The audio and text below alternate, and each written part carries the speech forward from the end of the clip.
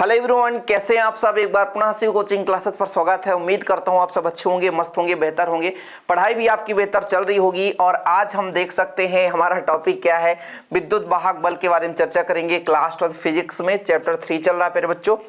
और चैप्टर 3 में आज का जो हमारा टॉपिक है विद्युत वाहक बल तो है ही, साथ में एक महत्वपूर्ण जो डिफरेंस पूछा जाता है, विद्युत वाहक बल विभवांतर में अंतर, ये हम चर्चा करेंगे। यानी आज के इस वीडियो में टर्मिनल विभवांतर, विद्युत वाहक बल और विद्युत वाहक बल विभवांतर में अंतर, इतना क्लियर करेंगे। बोर्ड एग्जाम 2023 के हिसाब से किसी भी स्टेट से बच्चे हों, MP board, CG board, Rajasthan, Jharkhand, कहीं से भी एनसीईआरटी पैटर्न से यदि आपके सिलेबस में है तो आप पढ़ सकते हैं।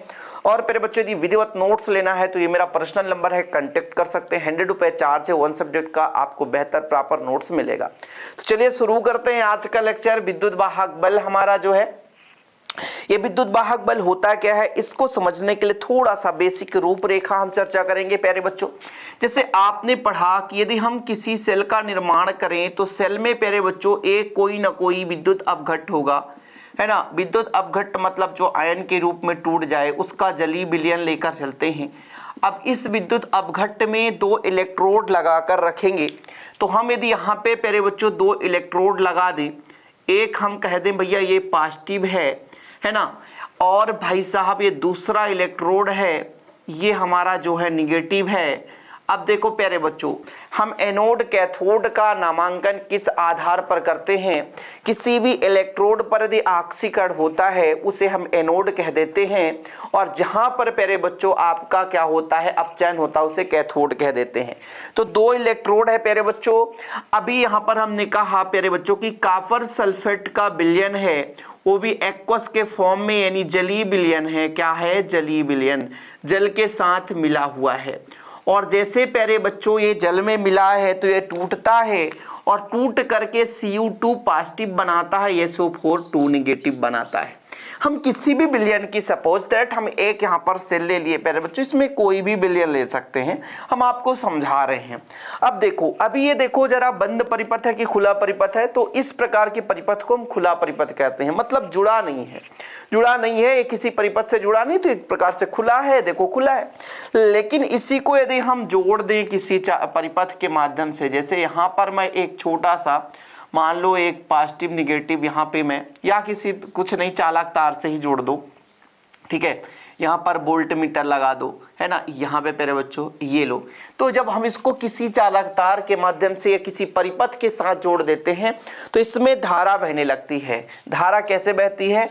पॉजिटिव टर्मिनल से निगेटिव की ओर, है ना, यहां से प्यारे बच्चों ये क्रम होने लगता है। तो एक प्रकार से हमने कहा भाई साहब कि एक बंद परिपथ बन चुका है, और इसके पहले खुला परिपथ था।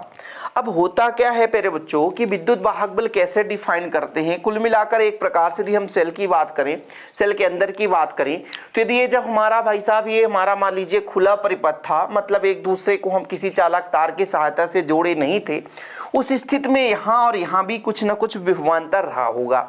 अब विभवांतर तो सबको पता है कि 2 बिंदुओं के बीच का विभवांतर, यानी विभवों का अंतर, यानी 2 बिंदु है उनके बीच विभव कितना है।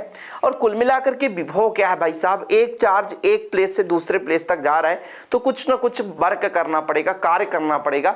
आवेश को लाने में जो कार्य करना पड़ता है उसे विभव कहते हैं। आपने पढ़ा है भाई, अनंत से विद्युत क्षेत्र के किसी बिंदु तक आवेश। अब भाई साहब यहाँ तो विद्युत क्षेत्र है नहीं हमारे पास, यहाँ पर एक प्रकार से सेल है, और इस सेल में आवेश है, और आवेश प्यारे बच्चों गमन करेंगे तो जिसके कारण वहां पर विभव उत्पन्न होगा। और यदि हम इनके इलेक्ट्रोडों के बीच विभवांतर निकालें तो विभव का अंतर विभवांतर होगा। तो यदि हम इसको ना जोड़ें, यदि हमारा ये खुला परिपथ रहे, तब इन इलेक्ट्रोडों के बीच का जो अधिकतम विभवांतर होगा वही विद्युत वाहक बल है। ठीक है, समझिएगा। ये हमारा सेल है, सेल में 2 इलेक्ट्रोड हैं, और हम इसको खुला परिपथ रख रहे हैं, मतलब एक दूसरे को किसी चालक तार की सहायता से नहीं जोड़े हैं। अब उस स्थिति में प्यारे बच्चों ये जो दोनों इलेक्ट्रोड हैं, इनमें कितना अधिकतम विभवांतर हो सकता है। अब विभव का अंतर ही विभवांतर होगा, दोनों इलेक्ट्रोडों में डिफरेंस विभव है, तो इनके बीच हम विभवांतर निकाल सकते हैं। तो फिर प्यारे बच्चों कहने का मतलब ये इन इलेक्ट्रोडों में कितना अधिक विभवांतर है खुले परिपथ में, उसे हम क्या बोलते हैं, उसका विद्युत वाहक बल कहते हैं। ठीक है, कोई दिक्कत? यानी हमारे पास दो इलेक्ट्रोड हैं और एक खुले परिपथ में है, तो कहने का मतलब हमने बता ही दिया कि भाई इन इलेक्ट्रोडों के बीच जितना अधिकतम विभवांतर होगा विद्युत वाहक बल होगा। लेकिन इसको जब हम जोड़ दिए, इसको हम क्या कर दिए, जोड़ दिए, तो भाई साहब ये जो हमारा इलेक्ट्रॉन है धारा के विपरीत दिशा में चलता है, इलेक्ट्रॉन विपरीत दिशा में चलता है। अब देखो जरा, जैसे ही प्यारे बच्चों यदि हम बात करें कि जैसे ही हम दोनों इलेक्ट्रोड को किसी परिपथ के सहारे से जोड़ दिए तो धारा बहना स्टार्ट हो गया। अब जो धारा बहता है प्यारे बच्चों, तो इलेक्ट्रॉन जो है उसके विपरीत दिशा में गमन करती है। अब यदि हम कह दें कि यदि यहां से कोई इलेक्ट्रॉन चल रहा है तो इलेक्ट्रॉन चल करके प्यारे बच्चों यहां तक आएगा और कहीं ना कहीं ये इलेक्ट्रॉन दे रहा तो कहीं ना कहीं से ये भी इलेक्ट्रॉन प्राप्त करेगा। यानी इस परिपथ को पूर्ण होने के लिए, एक चक्कर लगाने के लिए कहीं ना कहीं इलेक्ट्रॉन चक्कर लगाएगा, उसके लिए चार्ज भी इधर उधर जाएंगे। आवेश की बात कर रहा हूं।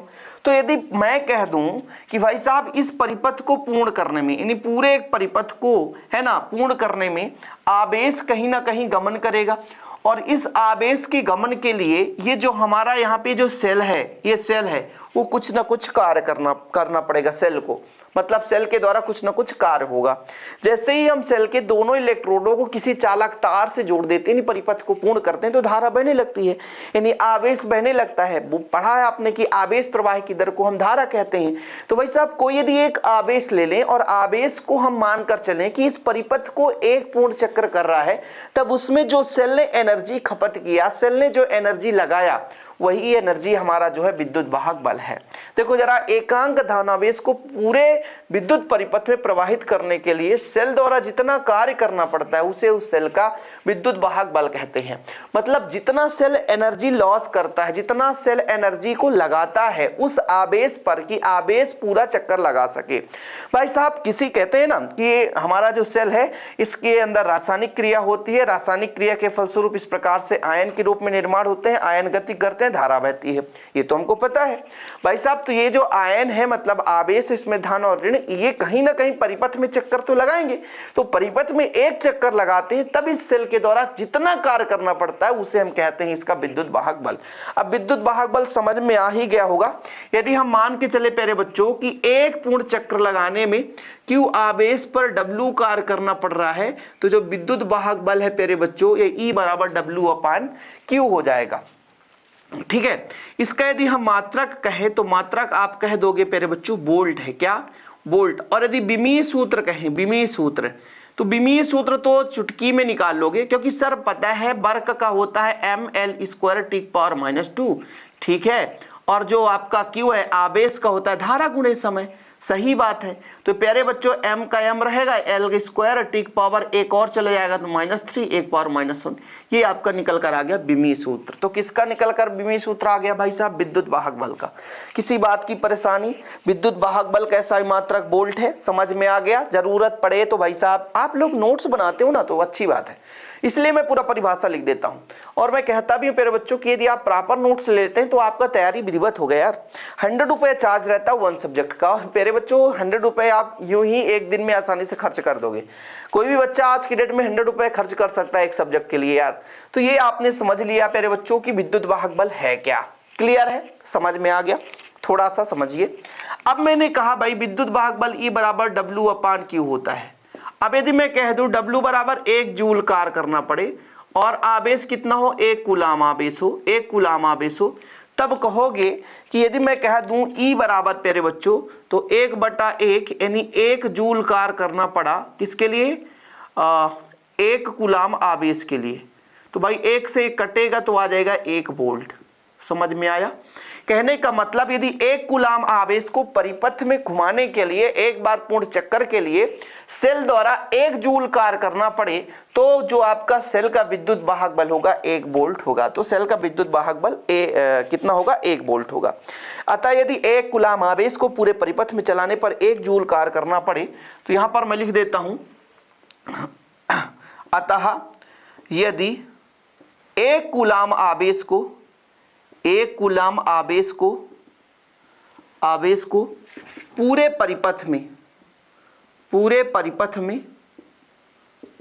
परिपथ में घुमाने के लिए, है ना, घुमाने के लिए 1 जूल का कार्य करना पड़े, 1 जूल का कार्य करना पड़ा, यानी करना पड़े, ऐसा लिखो, तो सेल का विद्युत वाहक बल, सेल का विद्युत वाहक बल 1 वोल्ट होगा।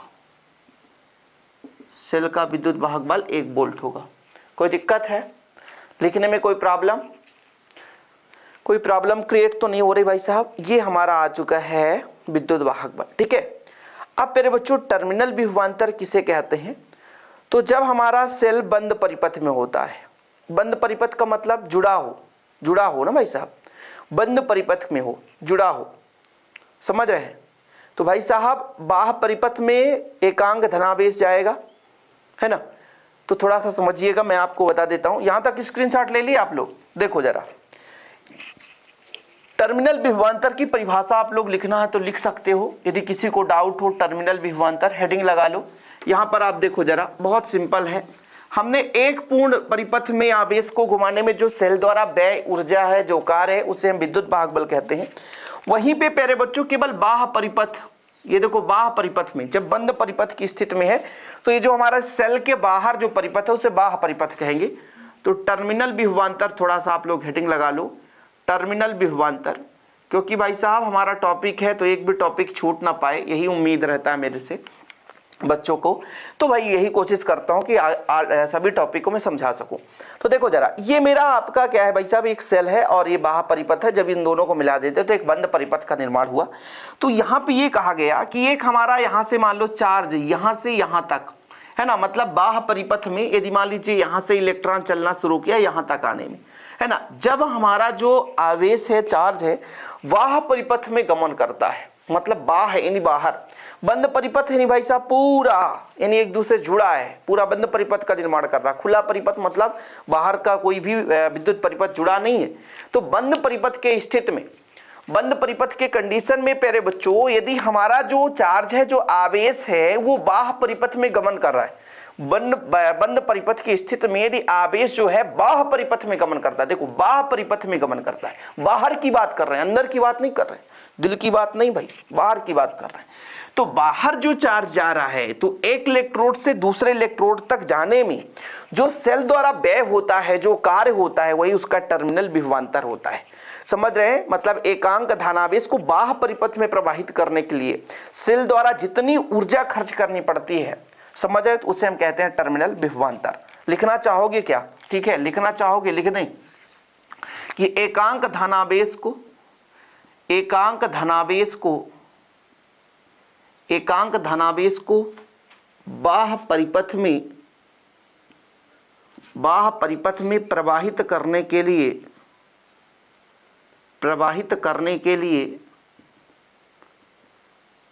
सेल द्वारा जो कार्य करना पड़ता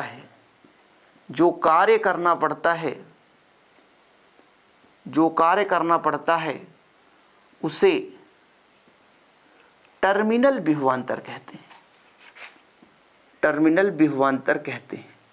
बाकी फार्मूला तो वही रहेगा भाई साहब, टर्मिनल विभवांतर। क्या? टर्मिनल विभवांतर यानी V बराबर हमारा हो जाएगा, आवेश को लाने में ही कार्य है, थोड़ा सा कार्य दूसरा हो जाएगा। इसमें हमने लिया था भाई E बराबर W/Q, आवेश तो वही है, कार्य भाई दूसरा होगा, इसमें दूसरा होगा, क्योंकि उसमें पूरे बंद परिपथ में जाने में कार्य था, ये केवल खुले परिपथ बाहर के वाले परिपथ के लिए है, इसलिए ऐसा हो जाएगा। बाकी भाई विभवांतर का वोल्ट ही होगा, बाकी विमेय सूत्र सेम होगा, कोई दिक्कत नहीं। यहां तक क्लियर हो गया?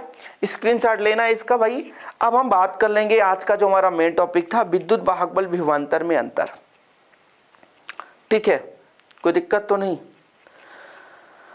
तो आपने अभी तो विद्युत वाहक बल पढ़ ही लिया भाई साहब। यदि खुला परिपथ है तो विद्युत स्रोत के दोनों इलेक्ट्रोडों के बीच का अधिकतम विभवांतर क्या होता है? आपको विद्युत वाहक बल होता है। लेकिन वहीं पे यदि बात करें हम विद्युत परिपथ में, तो किन्हीं दो बिंदुओं के बीच के विभवों का अंतर विभवांतर होता है। ठीक है, चलो स्क्रीनशॉट ले लिया आपने। अब हेडिंग लगाओ विद्युत वाहक बल विभवांतर में अंतर। एक साइड आप लोग लिखेंगे विद्युत वाहक बल और एक साइड विभवांतर। रटना नहीं है, समझना है। मैंने कहा भाई साहब जो विद्युत वाहक बल होता है वो किन्हीं दो, जब हमारा खुला परिपथ होता है, खुला परिपथ यानी जुड़ा ना हो, जब जुड़ा ना हो तो दोनों इलेक्ट्रोडों के बीच अधिकतम विभवांतर ही आपका विद्युत वाहक बल है। लेकिन परिपथ में जब हम धारा प्रवाहित करते हैं तो किन्हीं दो बिंदुओं के बीच के विभवों का अंतर है ना, तो हमारा क्या कहलाता है प्यारे बच्चों, विभवांतर कहलाता है। तो एक साइड लगा लो रेडी विद्युत वाहक बल और एक साइड आप लगा लो क्या, विभवांतर। क्या लगा लो, विभवांतर। और भाई साहब आप अंडरलाइन कर लो, ठीक है। डिफरेंस तो तैयार करना ही करना है। अब यदि हम बात करें प्यारे बच्चों कि विद्युत वाहक बल का जो शब्द का उपयोग है, यानी विद्युत वाहक बल शब्द किसके लिए करते हैं, जैसे आपने देखा सेल देख लिया, जनरेटर देख लिया, ठीक है। इसके साथ साथ यदि आप डायनेमो की बात कर लें, बैटरी की बात करें, तो वहां पे हम विद्युत वाहक बल शब्द का प्रयोग करते हैं। समझ रहे हैं? तो जो हमारा विद्युत वाहक बल शब्द है, पहला नंबर विद्युत वाहक बल शब्द का प्रयोग किसके लिए करते हैं, सेल। अभी हमने देखा जी सर, कई सेलों को जोड़ दें तो बैटरी बन जाता है, बैटरी हो गया, है ना। इसके बाद आपका डायनेमो, सेल बैटरी डायनेमो, और एक आध और बताओ एग्जांपल, जनरेटर आदि में करते हैं। कहां कहां इसका प्रयोग करते हैं भाई साहब, विद्युत वाहक बल शब्द का प्रयोग सेल बैटरी डायनेमो जनरेटर आदि में करते हैं, ठीक है, क्लियर। अब यदि हम विभवांतर की बात करें तो किसी भी परिपथ में किन्हीं दो बिंदुओं के बीच का विभव ज्ञात करने के लिए इसका प्रयोग करते हैं। हमारे पास कोई परिपथ है और दो बिंदुओं के बीच के विभव को अंतर हम प्रकट करना चाहते हैं, तब इसका प्रयोग करते हैं, है ना। विभवांतर शब्द का प्रयोग, विभवांतर शब्द का प्रयोग विद्युत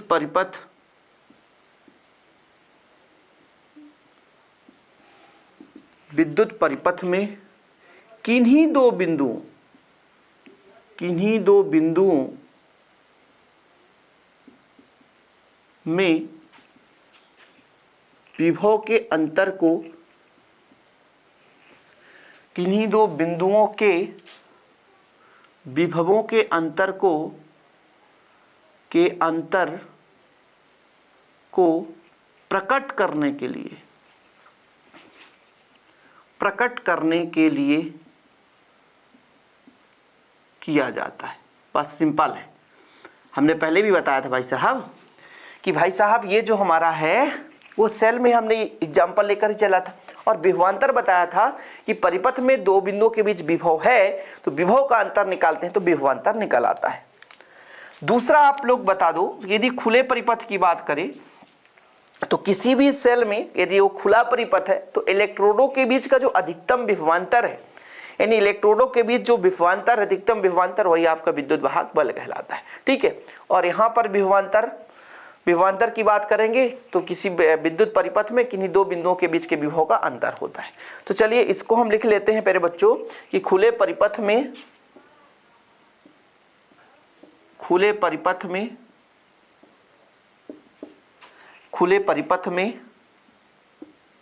सेल के दोनों इलेक्ट्रोडों के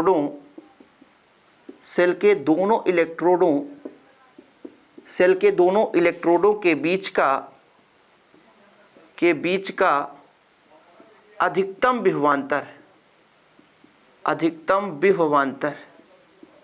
अधिकतम विभवांतर है, ठीक है। जो यह है भाई साहब, खुले परिपथ में सेल के दोनों इलेक्ट्रोडों के बीच का अधिकतम विभवांतर है, और ये हमारा विद्युत परिपथ, ये क्या है प्यारे बच्चों, विद्युत परिपथ के किन्हीं दो बिंदुओं के विभवों का अंतर है, ठीक है। कोई दिक्कत भाई साहब? ये जो हमारा है ये दो इलेक्ट्रोडों के बीच का अधिकतम विभवांतर है, और ये हमारा जो परिपथ होता है, परिपथ में कोई दो बिंदु ले लेते हैं तब उनके बीच का विभव का अंतर होता है। तीसरा बहुत सिंपल है प्यारे बच्चों, जो विद्युत वाहक बल है, यदि हम कह दें कि कनेक्शन बंद कर दें, जैसे हमने कहा कि खुला परिपथ को जोड़ दिया और जैसे उसको यदि तोड़ दें फिर भी इसका अस्तित्व रहता है, यानी परिपथ भंग होने पर इसका अस्तित्व रहता है।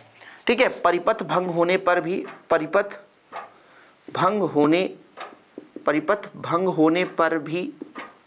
इसका अस्तित्व रहता है, इसका अस्तित्व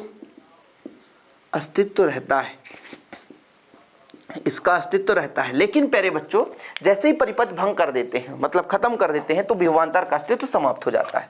तो इसका आप लोग लिखेंगे तीसरा नंबर, परिपथ भंग करने पर इसका अस्तित्व समाप्त हो जाता है। परिपथ भंग करने पर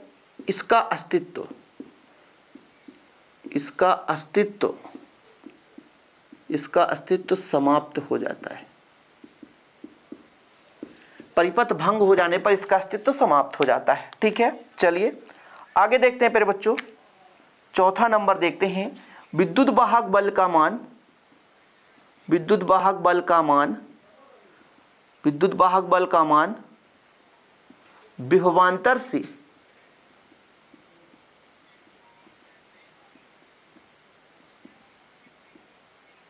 विभवांतर से अधिक होता है और विभवांतर का मान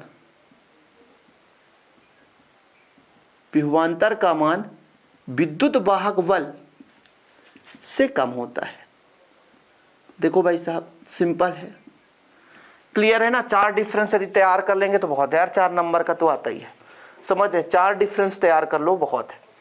ठीक है, कोई दिक्कत? चलो एक और लास्ट हमारा है, लिख लो कि जो विद्युत वाहक बल है प्यारे बच्चों, इसी के कारण जो परिपथ में धारा प्रवाहित होती है। ठीक है, इसके कारण, यानी जो विद्युत वाहक बल है, इसके कारण विद्युत परिपथ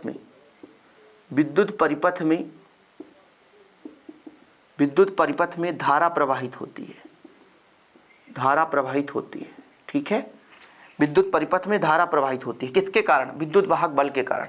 लेकिन वहीं पे प्यारे बच्चों, जो विभवांतर है, धारा प्रवाहित करने पर, परिपथ में धारा प्रवाहित करने पर विभवांतर उत्पन्न होता है। परिपथ में धारा प्रवाहित करने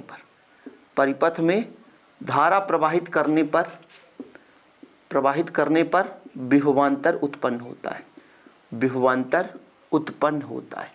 ठीक है, कोई दिक्कत? होता है, कोई दिक्कत? चलो, आप लोग ओम के नियम से पढ़ते हो कि भाई साहब जो धारा है लगाए गए विभवांतर के समानुपाती है। ये देखो कहीं ना कहीं कुछ ना कुछ तो वोल्टेज देंगे भाई साहब, तो वही चीज है यहाँ पे। तो जो हमारा विद्युत वाहक बल है, इसी कारण परिपथ में धारा प्रवाहित होती है। लेकिन विभवांतर प्यारे बच्चों, यहाँ पर जो है विभवांतर कब उत्पन्न होगा? जब परिपथ में धारा प्रवाहित करेंगे। फटाफट एक बार रिवाइज कर लो आप लोग कि विद्युत वाहक बल शब्द का प्रयोग कहाँ करते हैं? सेल में, बैटरी में, डायनेमो में, जनरेटर में। विभवांतर का प्रयोग प्यारे बच्चों, परिपथ में किन्हीं 2 बिंदुओं के बीच विभव का अंतर निकालना होता है, तो विभवांतर शब्द का प्रयोग कर लेते हैं। विद्युत वाहक बल दोनों इलेक्ट्रोडों के बीच का अधिकतम विभवांतर है जब खुला परिपथ हो। जो हमारा विभवांतर है वो किन्हीं परिपथ में किन्हीं 2 बिंदुओं के बीच के विभवों का अंतर होता है। यदि हम विद्युत वाहक बल की बात करें तो परिपथ भंग होने पर इसका अस्तित्व बना रहता है, इसका अस्तित्व समाप्त हो जाता है। भाई साहब, विद्युत वाहक बल का मान विभवांतर से बड़ा होता है, विभवांतर का मान जो है प्यारे बच्चों विद्युत वाहक बल से छोटा होता है, नहीं कम होता है। यदि हम बात करें विद्युत वाहक बल, तो विद्युत वाहक बल से ही किसी परिपथ में धारा प्रवाहित होती है। और वहीं पे यदि हम बात करें विभवांतर में प्यारे बच्चों, तो विभवांतर जो है किसी परिपथ में धारा प्रवाहित करने के बाद उत्पन्न होता है। तो आज का हमारा टॉपिक हो जाता है खत्म। और टर्मिनल विभवांतर भी आप लोगों ने समझ लिया कि बाह्य परिपथ में केवल भाई साहब आवेश को हम ले जाएंगे, तो जो व्यय होगी, जो डब्ल्यू कार्य करना पड़ेगा, उसे हम बोलेंगे क्या? टर्मिनल विभवांतर। तो उम्मीद करता हूं आज का सेशन छोटा सा लेकिन मजा आया होगा। ऐसे ही छोटे वीडियो पाने के लिए चैनल को सब्सक्राइब कर लें, साथ ही बेल आइकन प्रेस कर लें। मिलते हैं अगली वीडियो के साथ। जय हिंद, वंदे मातरम।